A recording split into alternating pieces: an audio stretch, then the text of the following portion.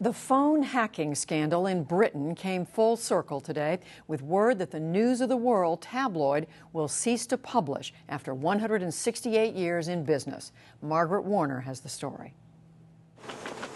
The news electrified Britain. Next Sunday's edition of News of the World, the most widely read English-language newspaper in the world, will be its last. In Sun Valley, Idaho today, media mogul Rupert Murdoch, owner of parent company News Corporation, had no comment on the tabloid's closure. But his son, James Murdoch, spoke in London.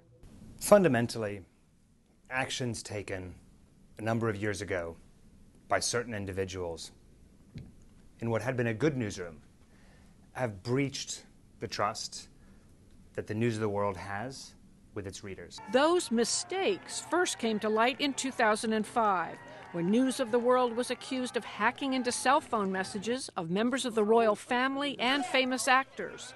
Other revelations followed amid an ongoing but fitful police inquiry. This week, public outrage exploded with leaks from that inquiry that the family of a murdered 13-year-old, Millie Dowler, had been victimized. A private detective working for News of the World allegedly hacked her voicemail after she disappeared in 2002 and deleted some messages. The activity on her phone account gave them false hope she was still alive. Then yesterday, relatives of victims of the London bus and subway bombings of July 7, 2005, said they'd been told their messages may have been tapped. It's hard to imagine that at the lowest points of your life, you could get any lower, and then hearing that somebody may well have been listening to those very intimate conversations, and you realise that things can get lower. How people can get up in the morning and think that's a good idea for the sake of a story is beyond me. Today, new reports said bereaved Iraq and Afghan war military families were victimized too. Scotland Yard now says up to 4,000 people may have been targeted in all. Investigators are also looking into allegations that over the years, News of the World has paid members of London's Metropolitan Police for information. The scandal prompted Ford Motor Company and a host of other advertisers to pull their ads from News of the World. There are political implications, too. In an emergency debate yesterday, members of Parliament of both parties excoriated Murdoch and his newspaper. But Prime Minister David Cameron stopped short of calling for a separate official inquiry.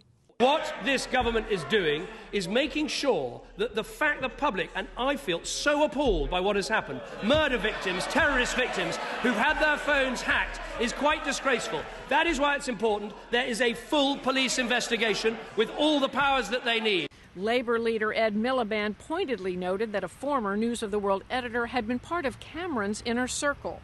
Andy Coulson was forced to resign as Downing Street communications chief in January as the phone hacking scandal gained momentum. He hasn't shown the leadership necessary on News International.